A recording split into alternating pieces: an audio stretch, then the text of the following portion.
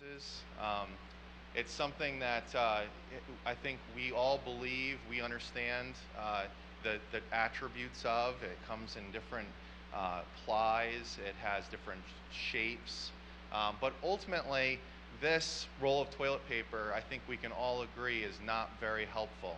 First of all, it wouldn't fit through most of our front doors, so shopping for it would be really difficult. And what really matters here is that toilet paper in this size is very unhelpful. This size, however, is what we're used to and is something that we can make use of. This is how I feel about the term big data. Big data equals something that in its current form factor is not very useful. So we need to think about how big is big data, how helpful is big data, and come up with the answer to that. And once we know the answer to that, then we can talk about how to make more intelligent decisions on top of data. So I don't know if you know, but there's a toilet paper encyclopedia on the internet. And so I went through that and found some interesting statistics. This is all crowdsourced information.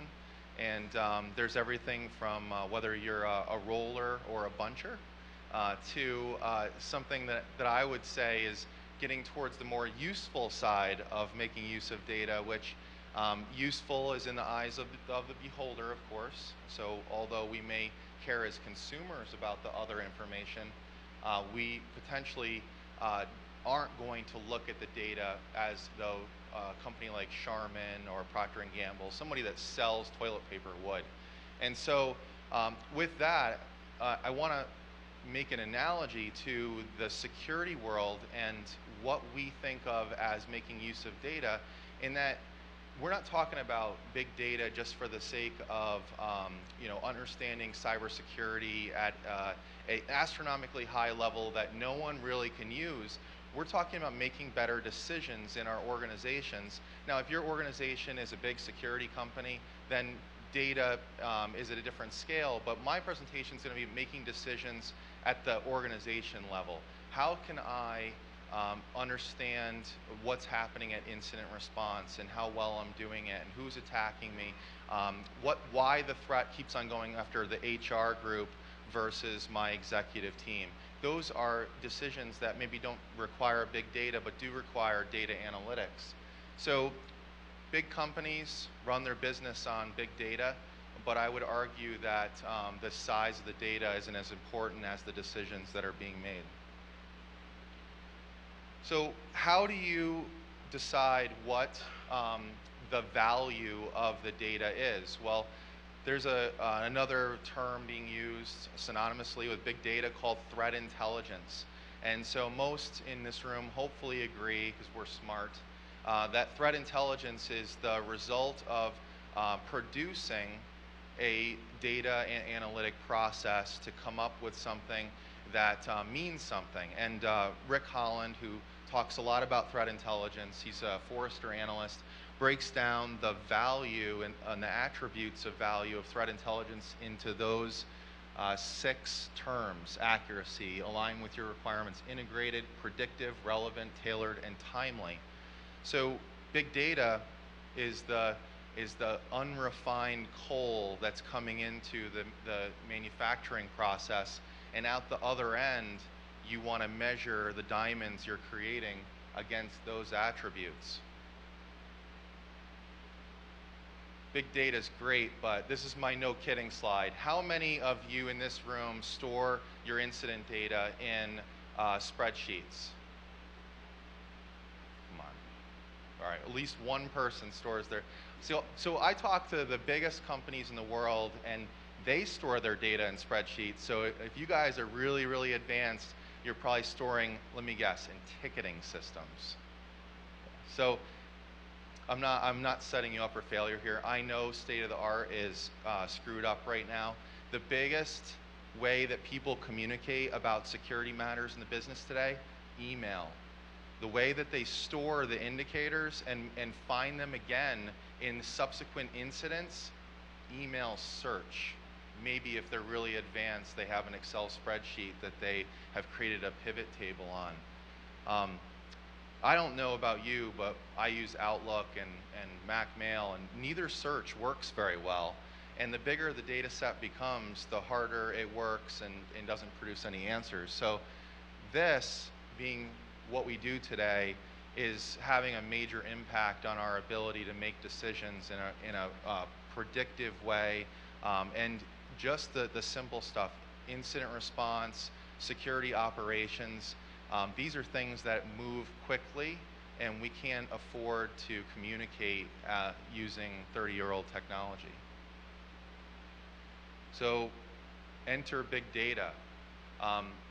Most of you are looking at big data as the merger of all this information from all these sources, and most important of which is you don't know what you're going to use it for. So that's my my frequent conversation with customers, and that they say, I want to put all my data in this database, and I don't know what I'm going to do with it yet, but someday I'm going to figure that out. Well, putting my developer hat on, it doesn't work that way.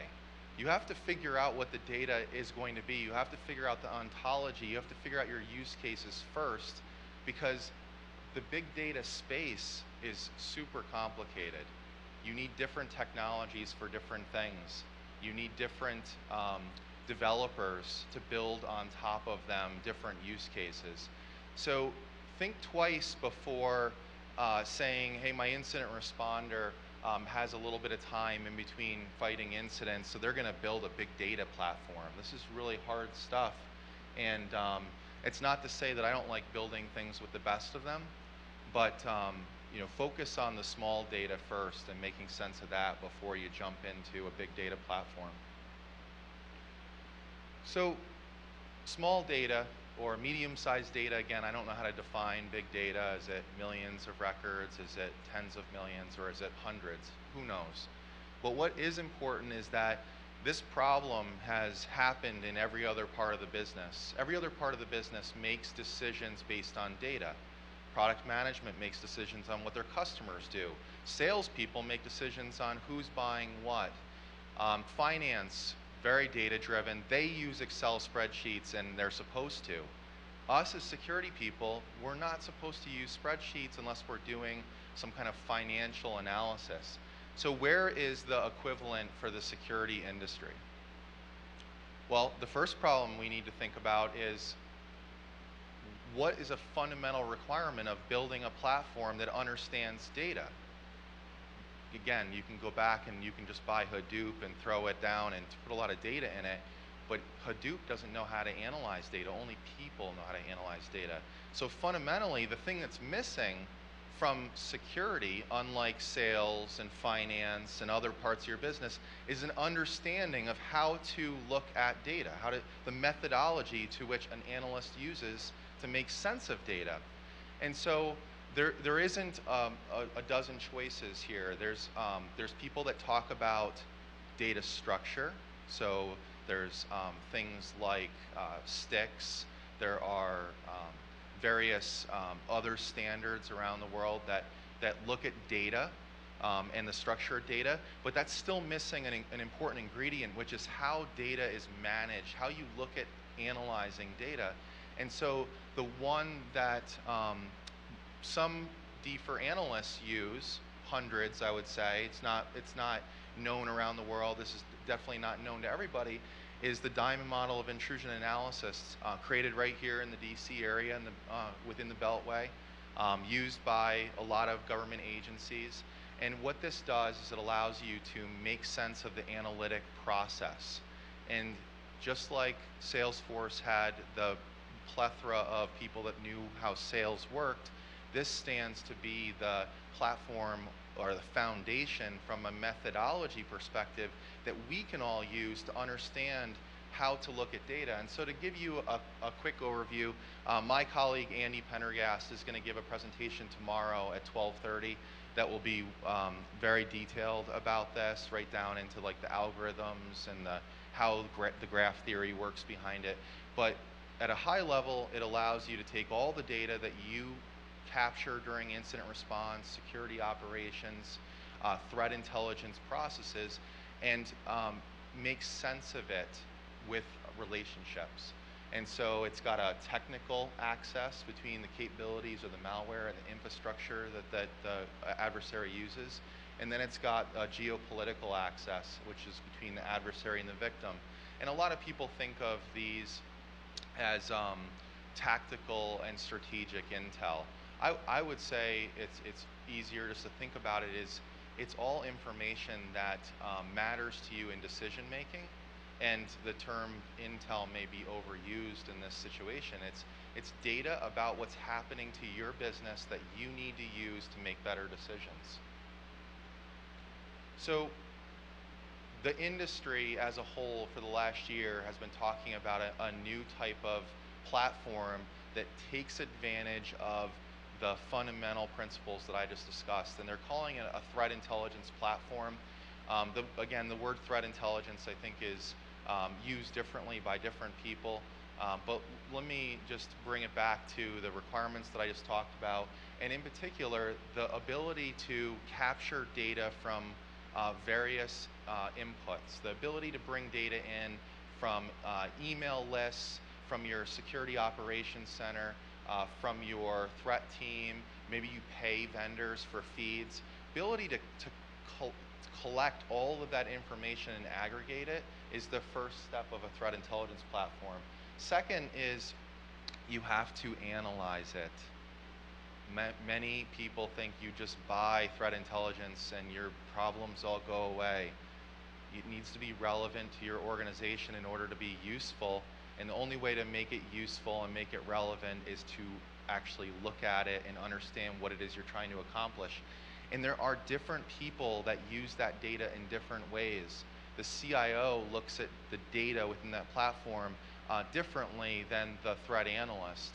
The threat analyst is focused on the threat. The CIO may be focused on the threat analyst and how productivity is gained when they bring in new data sources or new automated types of capabilities. And finally, once all that data is analyzed, similar to the coal analogy, at the other end of the conveyor belt, you can't send it all out via email. That's not the right way to distribute new threat intelligence or new actions. Instead, the action side of this needs to be integrated directly into all the products you have. We don't need another security product, I would argue. We need a way to take all the data that we know as an organization from all the different sources that we get it from and push it into our existing security products. And once we do that, we're making them all smarter.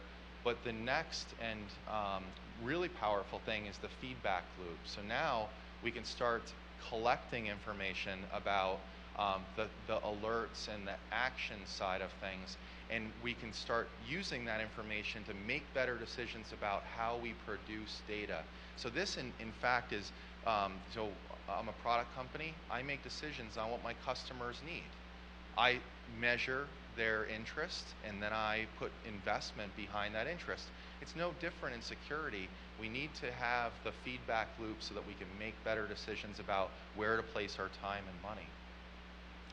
So a little bit more about aggregation. So aggregation is the first step in a threat intelligence platform. It's the ability to bring all your data in and start the manufacturing process to create something meaningful. It starts with your data. So you cannot go buy threat intelligence and have it solve all your problems. You need to look at your own problems first, make decisions about what it is that you really need, and then look at where you can get that information. So one of the big things for those that probably are aware of Threat Connect is we're really big on community. We view community as being the highest fidelity source of threat intelligence that exists because it's real time. You literally can get information from your business partner in real time that says, I was just attacked by this particular adversary in this way with this malware and this infrastructure. And you can use that to defend yourself. And communities and sharing is the very best way to do that. Is it hard? Yes, it's very hard. People often talk about the legality of it, but it's happening. It's been happening for many years, but it was happening at a analyst level, at a we drank too many rum and cokes last night level, and so it's happening today. It's just that the platforms and the capabilities, the technology is getting better at allowing people to do it more quickly and do it at scale using data and structure under the hood. So data services, this is the security vendor's dirty little secret. So data services are things that you can use to make your data smarter. And so things like passive DNS and active DNS and whois data and IPGeo, these are all data services that if you run your data through them, it comes back with new data. And that data can be used to make correlations, so you can have different incidents that are correlated by whois on the IPs or the host names that were used in the infrastructure of the attack. So maybe you don't know that this incident and this incident are the same until you look at the adversary infrastructure that was used between the two attacks. So data services are how the security companies create their own coal. They're mining their own coal and creating diamonds, and they're selling it to you. So create your own diamonds. And then finally, if you don't have the time to create your own diamonds and you can't build the automation to do it, you can buy that information or you can get it from open source sources. And there are lots of sources, and the new term now, every company's building a marketplace of intel sources. I would urge you to think about sources, but only after you understand your own data. Finally, you need to think about what kind of data you need first and foremost. Don't jump into, I'm just going to collect data from everywhere, because you're going to make it meaningless. It will mean nothing because you'll have too much of it. You won't be able to process it. It will be like dumping too much coal on the end of the conveyor belt and you don't get any diamonds. And so some of the things that you can't see because it's cut off are types of threats you're interested in, the types of indicators themselves. Are you interested in strategic intel or tactical intel? If you're looking for tactical, do you have the ability to look for host names on the network or URLs, or does that not matter because you don't have a detection capability to even make use of it? So think about what your use cases are first. And then once you understand what you're looking for, then look at the various vendors or open source feeds that have that kind of information that you can bring it in. But only bring it in if you're going to use it, and only bring it in if it can be overlaid with the rest of your business. So a lot of talk about machine readable threat intelligence. Who here is familiar with STIX?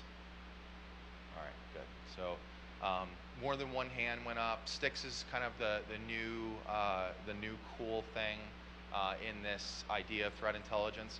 And so the reality is I need you all to be ambassadors of STIX. So I'm going to teach you a little something, and I'm hoping you're going to go out in the world and you're all going to tell 2 or 3 people, because we have a major problem as a security industry right now around this term, and that people think that STIX is a finished product.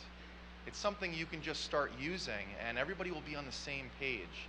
That's not the case. So STIX is a super language for those that don't know. It's a language used to create other languages. Is it a standard? Yes. Is it a standard that is helpful? Yes.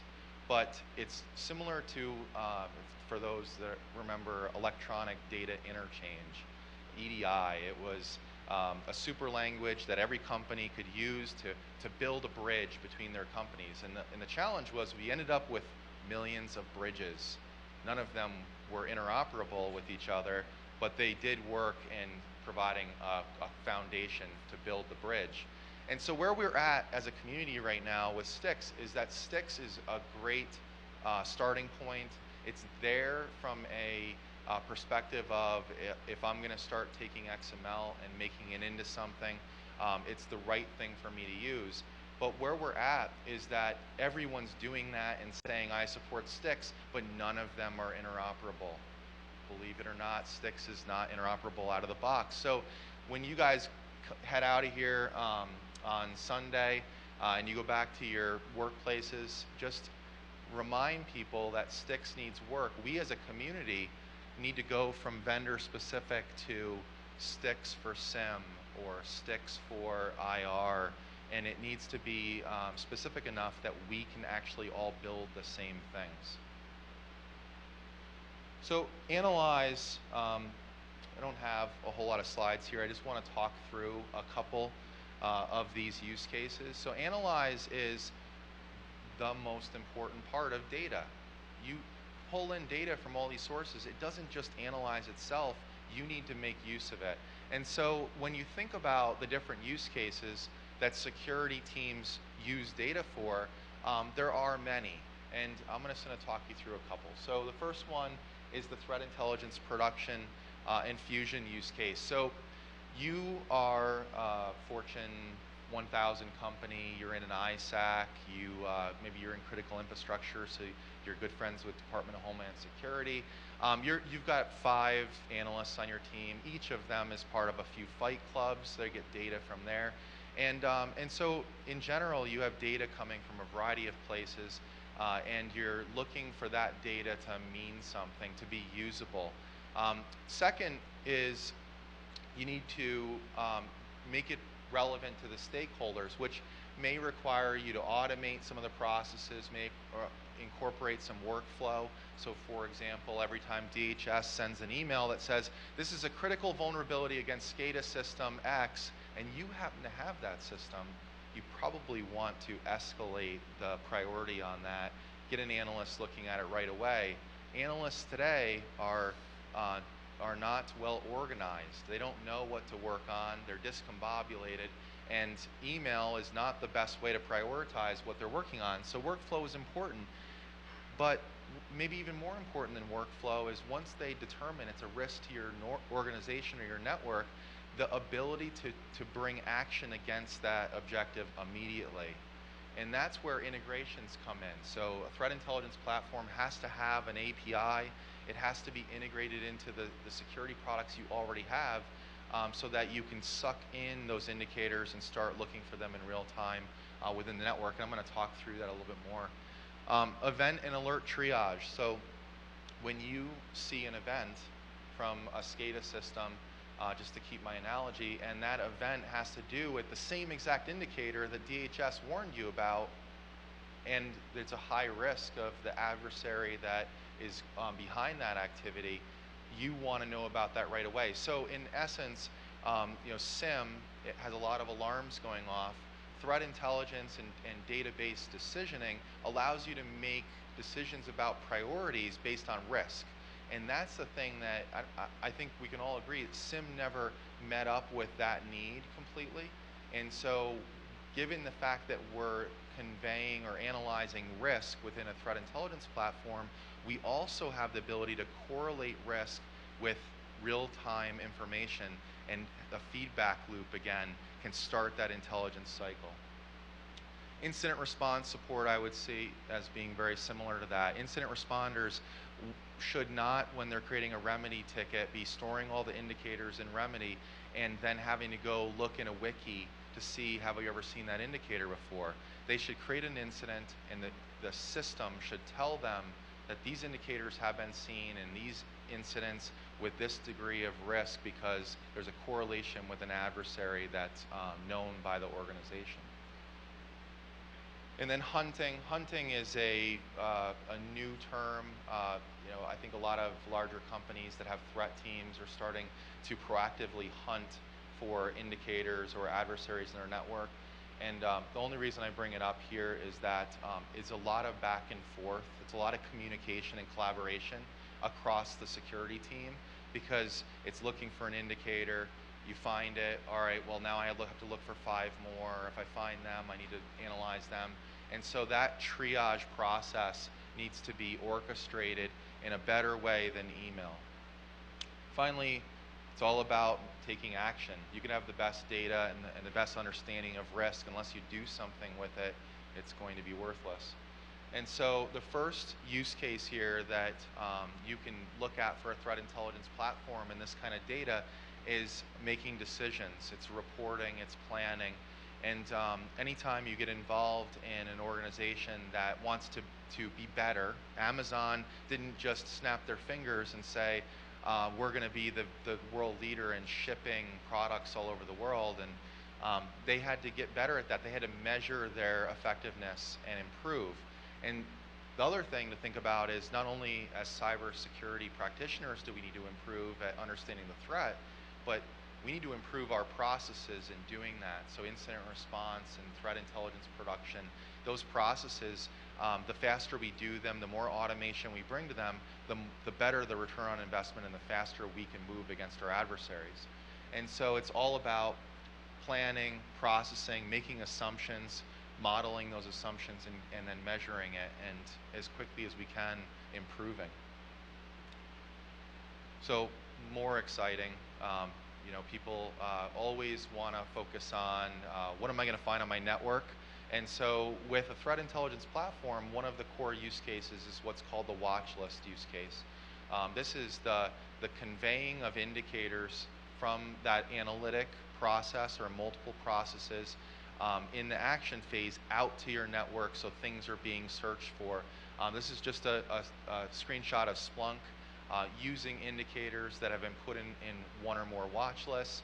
And so this should be automated. As an incident responder starts processing an incident, you should be hunting for those indicators because you think they're bad. Maybe you don't block at that point, but you should definitely be hunting. There's various other watch list use cases other than just a SIEM. There's firewalls that look for hashes. There's host-based products. You should be able to build your own watch list based on the types of indicators that you're collecting, you're aggregating, you're analyzing, and then farm it out to the devices you have that can find that stuff on the network. Second is signatures. I know that signatures are not sexy anymore. It's all about behavioral analysis and a whole bunch of things that are effective if they're really good, but we're not sure how good they are. And so signatures are today used around the world to make use of indicators, make use of this data that we've analyzed. And that's not going to change anytime soon. What needs to change is the way that we manage signatures. So today you get that DHS report, you create a signature, and you put it into your device. What you don't know is that you actually had those indicators in another signature that you had already deployed 3 years ago. You just don't know because there's no correlation between the intel coming in or being created and the actual signatures that you've already deployed. Also, signature management is something that most organizations do with email. Maybe they have a wiki of some sort where they put a signature up and then the QA team pulls it down, looks at it, and then once they're ready, they deploy it. But it's a haphazard process. And so a threat intelligence platform should be able to take in intel, quickly determine the correlation between a existing signature and the new intel or the existing intel. It should be able to quickly determine where you're covered and where you're not, and then help the process of delivering that signature, including an API-based integration so that the Snort device or the Bro or the Yara device just sucks that signature up. Many of you likely have built a solution like this, but it's not for the less mature organizations that need more of an out-of-the-box experience. So finally, there's always going to be more analysis needed that can't be automated, and you really need humans to do it. And so a threat intelligence platform need not think about being the answer to world hunger. It doesn't need to be the SIEM. It doesn't need to be the visual analytics product. It needs to be the brain that everything else can tap into. And so these are just some screenshots from Maltego of an integration with a threat intelligence platform. You can see there are data groupings, and there are specific pieces of data that are stored, and you can be analyzed using some kind of visual analytic product and then you can drill into the specifics of all of that information and pivot around. And this is for the relationship that only a person can understand. And this is why a threat intelligence platform needs to merge automation and people, because there is no way to, again, snap our fingers and start creating diamonds based on our organization. So in summary, it's all about aggregating, analyzing, and acting on the data you have. Big data is definitely a really helpful thing, but I think most of us feel like a form factor like this is probably the starting point and something that will be more useful in the short term. So, questions?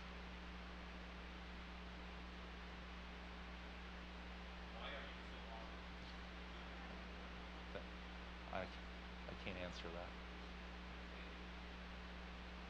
Any questions? Was this helpful? Was this presentation shitty or? All right, good.